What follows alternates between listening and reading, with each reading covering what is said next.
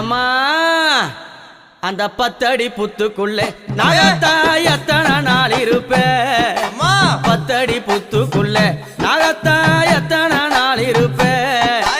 பாலாத வாத்து வச்சேன் நாகத்தா பருகிட வாரும் அம்மா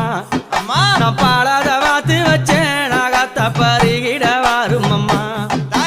10 அடி புத்துக்குள்ளே நாகத்தா எத்தனை நாள் இருப்பேன்